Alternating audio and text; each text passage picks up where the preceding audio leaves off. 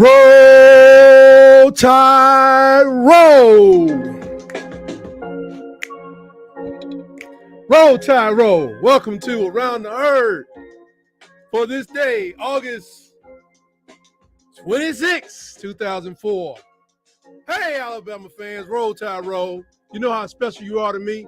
God bless you, and God bless the Alabama Crimson Tide family as a whole. Thank you for joining me today.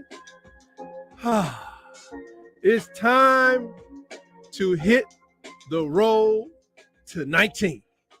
We are locked, cocked, and ready to rock. Tide fans, are you ready? And let me not forget, this world is full of different people with different ideas. So with that, we have to greet the semi-suckers that are peering into our window of greatness. They can't keep their eyes on their own paper.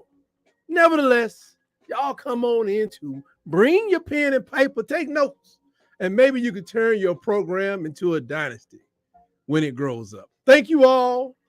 Thank you all for tuning in as well. Today, we're going to talk about these DeBoer accusations versus the truth. Blasting Paul Feinbaum into a gym locker. Predictions for the 2024 season. Championship. And we're going to pregame for our first victim.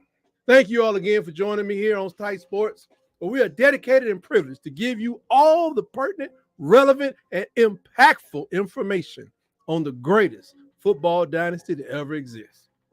The Tide is the best to ever do it.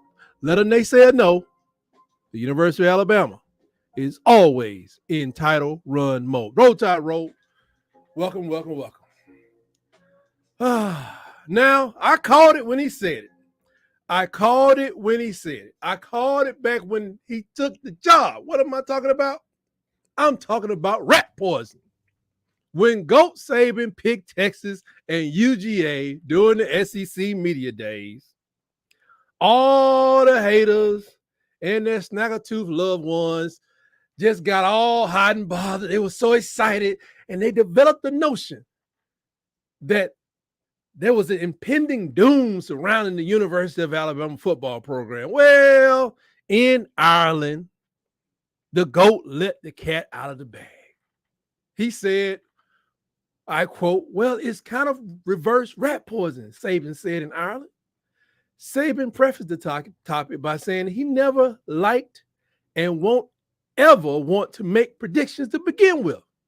So on his face, he's reluctantly making those picks that come with being an analyst now. He said, I always hated it. I'm trying to do my Nick Saban voice, get all serious. I'm going to hate it on this show. I don't know how you're going to keep this job. I might as well say it right off the bat. This show, any show, or game day, how to predict and make hypothetical decisions about who's going to win a game, who's going to win a championship, who's going to win the conference. I've always hated it. Bravo. Bravo. Can you imagine Vince Lombardi having to sit down picking games? Can you imagine Chuck Noll, Tom Landry, even though he was a Cowboy coach? Can you imagine it? Can you imagine how honored they would be? That's what you're looking at, folks. I don't know how long he can keep this job. Anyway, he went on to break millions of Crimson Tide hater hearts by continuing. I picked Georgia and Texas because it's reverse rat poison for Alabama. It's a motivating factor for them not to get picked, Saban said. I hated to be picked first or second. I kind of knew that. Because you don't know how it's going to impact your team psychologically. See, it's in the mind, folks. Starts in here if your mind can conceive it. These kids are affected by a lot of what they read, what they hear, what they see. And I didn't want them to see anything good, too good. I love it. Thank you, GOAT. Thank you, thank you, thank you. So do you get it, haters? Can you follow the logic of the GOAT? Probably not. And I'm speaking to you haters. And now we're, speaking of haters, now you got to just handle this little bit of business right here. Got to hear a word from someone who would rather cast accusations and dispersions versus training his own team. Let's listen to Coach Chuck Martin of Miami of Ohio. Let's see if I can get this to work right. Our kicker. A couple other schools try to steal it, but then they okay. Lost your kicker, Carter McLaughlin. He's at. We didn't lose him. He's at Alabama. We know exactly. I understand. We know exactly that. where he's at. Like you media people, it's all pretend. Like no, Alabama stole our kicker. Yes, they illegally recruited our. They illegally recruited our kicker and stole him from us, and like that's a fact. But that's but we act like it's not. We live in this la world. Like hey, let's not talk. I don't know why everybody knows what's going on. So yeah, Alabama stole our kicker. A couple other schools try to steal it, but then they okay. Now, get that man out of here. Now, those were fighting words back in the 90s. Back then, we had to go out back and squirrel a little bit. Squirrel, squabble, what do you roll around in dirt? When you say stuff like that, man, I mean, who is stealing a person, a whole person anyway? Who? This is ridiculous. This would be the equivalent of some Americans sneaking into a third world country looking for a better shot at life, which could be the case if that person is on the land running from the law or something, but not for someone in their right mind. Let's look at the process, Chucky. Player chooses school after high school. Player plays for school. Players think they have a chance to get to another program for whatever reason. Player enters the portal, and they can go where they please. Now, our kicker, Graham Nicholson, 2023 Lou Groza winner, chose to join the University of Alabama Crimson Tide for more exposure, maybe, or NIL, a title shot, or maybe he just digs the way the books sit on the shelf at the Amelia Gail Gorgas Library. I don't know. His body, his choice, Chucky. He said, give us free. And he was out. So grow up, Chuck. Now, to the gum bumper in chief over there at ESPN. Oh, the master of mayhem. He who sows so much turmoil amongst the brethren. Paul Slimeball Feinbaum. So Feinbaum goes on a show called Get Up and makes some very hyperbolic and self-elevating comments that I've heard, that, the most self-elevating comments I've heard from this old fart in years. Paul Slimebum or Sleazebag declared this about the Alabama's media-appointed dynasty regarding the end of the same dynasty. We've seen Georgia twice and Michigan once since Alabama won the last championship. So yes, I would declare the dynasty is done. It was done before Saban left. It's really done now that KALEN DEBOER is there. Really done? Now, that would normally have blown me away and had me driving to Charlotte and calling people back in the day. Hear this. Dynasties are not created on typewriters, word processors, or laptops in college football. Dynasties are generated through things other than other programs just simply can't understand most times. Commitment, dedication, and sacrifice to not just a common goal, but to a drive to be better every day. A process or the drive to go 1-0 in everything you take on. Focusing not just on one game or a conference schedule, but staying focused on the details in each team or position meeting and attempting to master every rep of every drill. Focusing on the details of your practice or game film and your opponent's film and even the film of those people that's playing beside you. I mean, going 1-0 every day, going on that field, and even in life, just knowing you going 1-0 every day because you represent the University of Alabama. Oh, let me go to this right here. Hold on for a second. Let me slow down. I got some comments I need to check in on while I'm about to jump all over Paul Feinbaum. Who we got here? Oh, wishful thinking with that intro. Oh, you got Travell. King of the comments. Travell, what is this? What is it? Where is it? Maybe Hey, don't you worry about it. Don't you worry about what's going to work. We don't do what we're going to do. We're going to go 1-0 every day. Going for the process, 1-0. We're going to do what we do. What has he got on here? Y'all stole that man kick. Here we go. There they go. There they go. That's called human trafficking, sir. There's laws against that. You can't steal no person in America, man, legally. He got in the portal.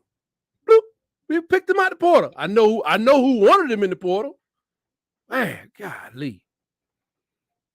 See, it's not 2004. Okay. Well, she's an educator, so she's just correcting me. It is indeed not 2004. That's fine. 2024 years. Here we go. One more from Travell. Here we go. It ain't really done. Okay. Whatever that means. I don't watch other shows, so I'm kind of Brooks and Dunn. Okay, Brooks and Dunn. I've been told to watch Brooks and Dunn. I'm too busy trying to put this together. Like I said, being in a dynasty is like trying to go 1-0 on and off the field, knowing that you represent the scripted A at all times. So to hear Paul will his radio wizardry that we've done forever is not shocking. He's a shock jock of sports. And as I thought after getting past the headline, he does this all the time to CYA to cover his assumptions. Check out this quote that he did on that useless show called First Take a little while about, think about within a week of the other comment. He continued to argue that college football now revolves around Georgia, not Alabama. That's fine. He said Alabama has a good team, but the world of college football now revolves around Georgia, not Alabama. They're good. They have plays. I think that she should have said player. But he said the dynasty is over. And quite frankly, it's been over for a couple of years. They haven't won a national championship since COVID. When was COVID? Was that 1872? They have good players. They start the season number 5. That seems just weird, doesn't it? They're that low. And while I think they'll make the playoffs, wait a minute, the dynasty is over. We making the playoffs? They better. Because can you imagine Alabama not being in the first 12-team playoffs? No, the world can't imagine that. They can't. Look at the people in the chat. They can't. Who is this talking about World War Eagle, everybody? Oh, Lord, Auburn addicts. DC, you supposed to be asleep, man. First off, I think he meant to say players. Alabama has players. I never thought he was a day drinker, but the world is full of strange people. Or maybe he needs to get his prescription reviewed by a physician because this is utter madness. Is he losing it? Starting at number 5 in the sea of 12 doesn't mean that much to him, but to the Crimson Tide, we could be 14 like Dumbo Sweeney in unimportant South Carolina, according to the Associated Press. Dump button. My house is dusty, I guess. Or we could be 15 like that dirty dog in Nashville. But those are not bad places to start, but the Tide is 5th. I mean, what if we were 20th, like the 12th man out there in Texas, or 23rd, like Lincoln, my star is fading fast, Riley, or worse than that? What if we were not even listed among the top 25, like so many other inferior programs in college football, and the cellar dwellers of the SEC? Then he went on to talk about COVID, which is still a thing. People, be careful. I'm over here coughing. That was not a forever ago. I guess they want to put an asterisk about that championship or something.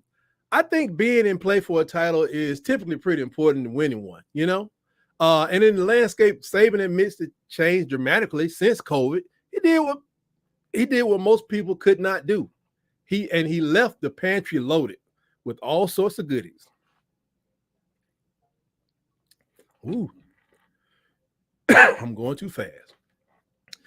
It is my hope that Goat Saban gets a chance to shoot old slime bomb a quick jab stepping shoulder and send the double talking vacuum bag right into an open locker in their locker room. Coach, you just want to kind of like lead, you want to plant that lead foot, right? And then turn the hip and put that strong shoulder right into him, just send him right into the lock. Don't do that. Don't do that. I don't want you to get you fired. You may get fired from ESPN and your freshman orientation job at the University of Alabama. But it's one thing for sure. We will miss Saban on the sidelines because of the results he produced. However, just like Skip Bayless, when Paul retires, nothing will be withdrawn, reduced, or deducted from the legacy of the Crimson Tide or my life. And really, the only good thing that comes from that channel is the live action. With that, let's talk about the upcoming action. I wanted to first explore the predictions. I got some stuff I want to share with you. Let's see. How do we do this thing here? Nope. All right. Here are some writers from CBS and their prediction on how people will finish in the SEC. I can see that a lot of people listen to Nick Saban when they said Texas and Georgia. That's good guesses, but Alabama still didn't play. Do I expect to be at the top? No, not really. This one guy over here, I had to look him up. Over here to the far, way on the opposite side of my head is a guy named Will Backus. He has Alabama like 1, 2, 3, 4. I was like, what is his problem? Guess where he went to school at? Same place Schleimbaum with. Paul Feinbaum is a Tennessee graduate, and so is Will Backus. He got Ole Miss finishing over us. That's all right. He's free. He's free to do what he want to do. Let me see. What's going on? We got some invaders out here in the comments. Oh, DC. Oh, DC Wolf. Let me show something. Oh, there you go. There you go. There you go. How you on this space? Hey, keep them straight, PhD. Keep them straight. There's an educator in the building. Keep them straight. Now we'll move over to looking at I think Alabama's going to I'm worried about 2 games that may keep us out of Atlanta, possibly see what goes to see what Paul. We kind of hate Paul too, Trail. We kind of hate him too. Sometimes I like him. Now I'm getting sick of him. He popping off every week. He said Dion was a bully, and Dion out there setting up college funds for kids. I'm like, man, come on, man. The little kids. The man is setting up college funds for the players' children. Come on, man. Come on. Paul got to get it together. Anyway, next, let's talk about this season. We'll go deep in detail on the little detail because there ain't a lot to West Kentucky. Take a look at the season right out. Western Kentucky, that's a win. South Florida's a win. Things get a little bumpy around Wisconsin. One, Wisconsin they don't have a lot right now, but we are on the road. And this is his first time playing. That stadium is electric. It's one of the most electrifying stadiums in the country. And hopefully we can keep it together. Now, this next game, Georgia, can we win? Yep. We can win this one. But it's going to take everything we got. I like playing West Kentucky first. Where's the weakness in our defense so far that many people talk about? The secondary. The secondary is going to get tested because West Kentucky throws the ball probably like 85,000 times a game. As you'll see later, they don't even talk about their running game in their own media guide, which is crazy. And South Florida is going to try to, do their thing with us. But I'm not worried about them. I just want to make sure that when we get to Wisconsin, that everything, all the details are taken care of because Camp Randall, it just has an electricity to it. Alabama hadn't played there since 1928. That's crazy. We've beat them, 2015, but we had Derrick Henry at that time. Derrick Henry. But I'm really worried about the Georgia game because Georgia has so many returning players. I think they're returning 70% of their offense. This is going to be a huge game. We'll probably still be sitting at number 5, maybe higher at that time. But I'm going to just say it like this. It's a tough game. But as I said, I'd rather lose to them the first time than the next time. That may hit you later. So if Tide is 11-1 and still end up playing them in Georgia, in Atlanta, I'd rather win the second time. I just rather win the second time. That game is in Georgia. Yeah. No, in Tuscaloosa. Yeah. It's in Tuscaloosa. But I'd rather beat them the second time. Let's see what's going on in the chat here. What up? Trey Day says Auburn people in my chat just saying hello to each other. It's crazy. Well, Dion does take from CVU. Okay. I scheduled soft. Sir, I'm on the first 4 games. Man, I'm playing the number 1 team in the country in the first month of the year. What do y'all want? Let's see. Yeah, Alabama got that baby booty schedule. Okay. That's enough of that. I'm not going to tolerate this disrespect on this program. Then I guess in the next month we go and play Dandy Vandy. Oh, they're always down for a good win. They give us an 89% chance of beating them. And then we go to the real USC. Since Spencer Rattler's gone and their receiver, I can't never pronounce his name right, but they're gone. They got to rebuild everything, so they're not ready for the Crimson Tide. But here's where it gets tricky. October 19th, number 15 could be number 12, Tennessee. I don't know what they have. I don't know what they have, but Neyland Stadium has more electricity than Camp Randall. We lost a close one last time we were up there, but I'm thinking we can win this game.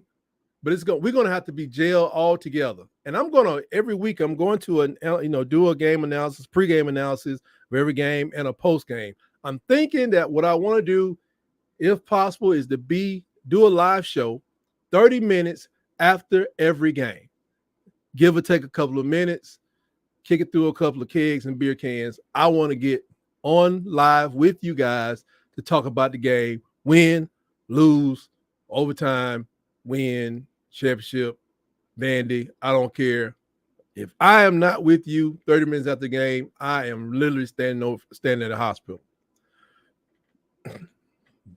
In the hospital or with somebody at the hospital. If I'm not there, that's what happened. Missouri made a lot of improvements last year. They're going to be a tough team. It's hard to believe they were 11-2, I think, last year. Luther Burden, he's a very dynamic weapon for them. And by that time, our defense should be lock, stock, and ready to rock. I mean, the 4-2-5, playing 30 people in every game, we ought to be really comfortable with what we're going to do. Oh, here we go. Spencer, man, Travail, golly. I'm trying to see where I am. Man, this man just light me up. Man, he's going to write me a letter. Spencer looks good in him. I knew he was going to look good. He just had to go through some things. Spencer Rattler is going to have a career in the NFL. Let's see. How is that disrespectful? Oh, they got a conversation going on the side. Let's see. Tennessee got something for y'all. Huge loss. Having you guys ranked 10 by the end of the season. 10. 10 is inside 12. I really just want to get in the tournament.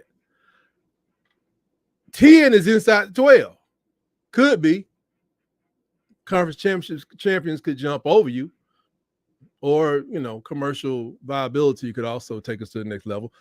Anyway, going on to the next part of the season. Oh, this is where it gets nasty. See, I'm worried about Georgia, but I'm worried about this pairing at the end. LSU, they're going to have a better defense. LSU, they have Missouri's defense coordinator from last year, but they have a new quarterback. I like our chances with new quarterbacks in LSU. We got to go down there. Going to Camp Randall, going to Neyland Stadium. It shouldn't be a problem down at LSU, but they be sprinkling the field with tiger dust and all this other stuff, so it's no telling. But we should be ready to slow them down. And thank God, Jaden Daniels is with the Washington Commanders. Go on, Jaden, go on. I'm so happy he gone. We get a little break at Mercer. Mercer shouldn't do too many things to us. I think we got to be ready for make sure we don't run out of ice or packets of Gatorade. But right here, this pairing playing Brent Venables' team. Brent, I'm going to steal not only your signs, I'm going to steal your paper, I'm going to steal everything. Technology, he probably bringing some hackers out of North Korea. Who knows what Brent Venables going to do to win this game. Now, I'm thinking, luckily, Auburn at the same time while we playing Oklahoma, they'll be playing Texas A&M. And I'm hoping Texas A&M wear them out.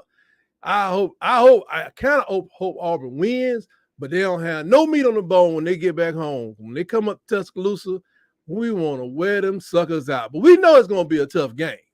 But that's my hopes, that we wear them out, beat them down, but it's something about that parent. There's something about that parent. Should Auburn beat Alabama? No, but we know in Iron Bowl, anything is possible. Anything is possible.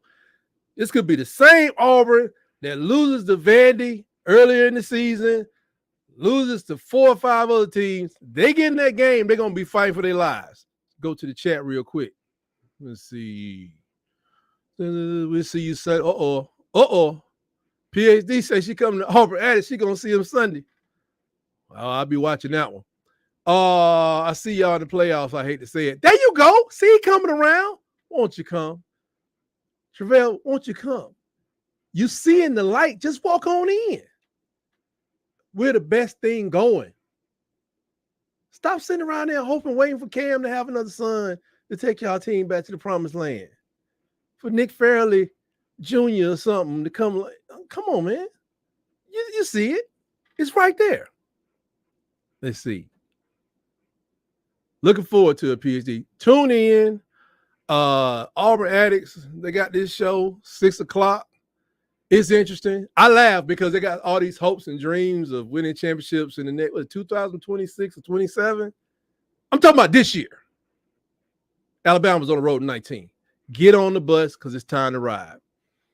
Now, I just worry about playing Oklahoma. I don't know what they have. I haven't done a game analysis. And my hopes for the season is that Alabama can take Jalen and go 10-2 and make the playoffs. That's worst case scenario in my mind.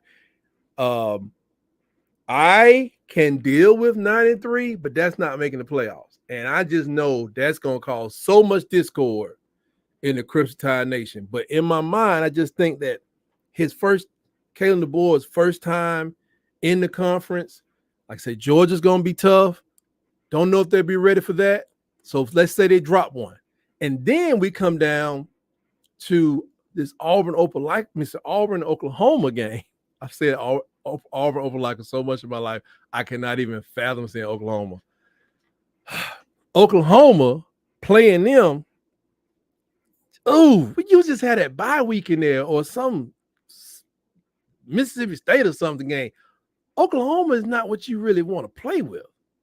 I mean, hopefully we can get that game they gave UCF last year and we can boat race them straight up out of the doggone their own field. And then, like I said, we got to go to Oklahoma. There's just something about that 9 days. It was that 9th, 23rd. Something about that little 8-day period right there. I just think we can, oh man. Put it in the chat. Who you rather lose to? Oklahoma? Right? Oklahoma. But I just don't see it being a total undefeated season for whatever reason. I just don't see that. But I do see the possibility of Alabama playing for a national championship. That's how I see it. And I'm sticking to that until I, learn otherwise.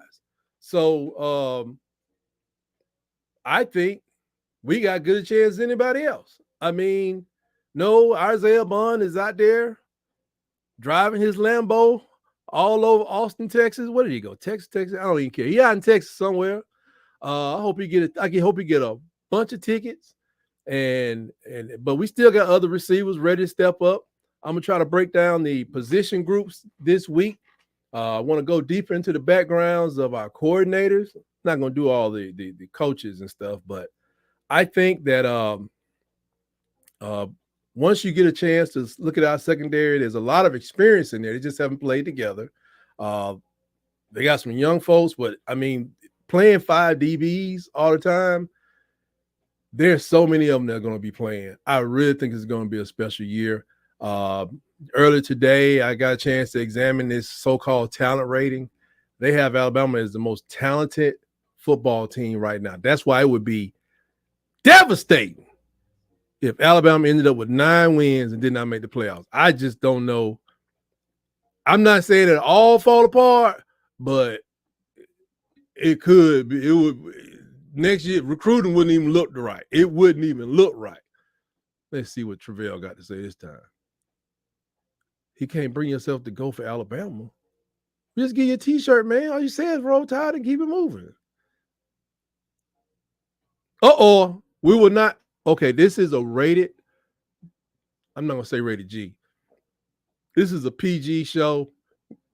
We're not going to have any bullying in this chat. None at all. Let's see. So now let's get ready for kickoff and take a look at the Western Kentucky, the mighty Hilltoppers. Can we lose? Any given Saturday, you can win or lose. Respect your opponent.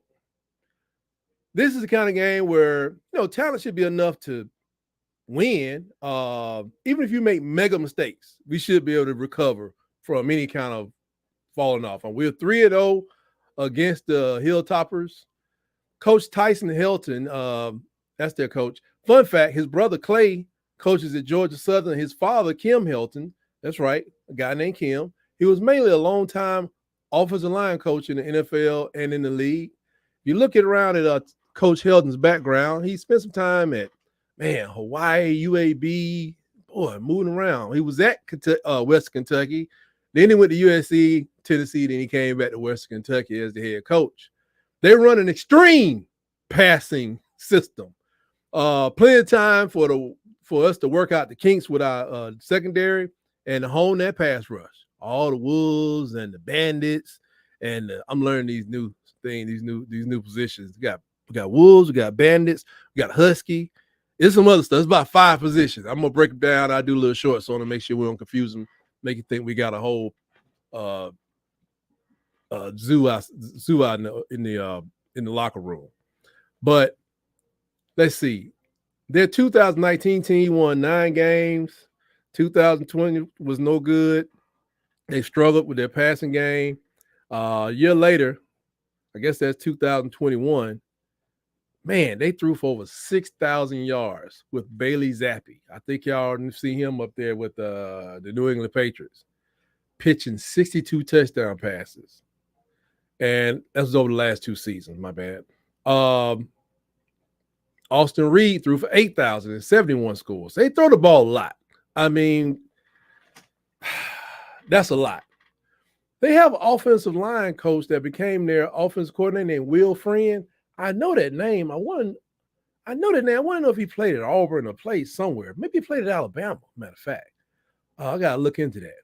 But here's an interesting fact from their media guide. It says their star passer, Austin Reed, is gone, and the running game is a bit of a rumor. Their running game is a bit of a rumor. That means they don't have no running plans as it appears now. You probably see some, the more draw plays. See, they won the famous Toastery Bowl. That's what they won. And they had a guy named Caden Veltkamp, who was their quarterback. But then they got a transfer, TJ Finley. Yeah, you remember TJ Finley. Travell know who TJ Finley is. DC know who TJ Finley is. He came from Texas State by way of Auburn and LSU. They say he has the edge to start. We'll see. Their defense, they had a rough game against Ohio State. That's respectable. And then they had another rough game against Liberty. That's not that respectable. Their run D has to be better to make more key stops. I think we're going to see us pound the rock on these guys.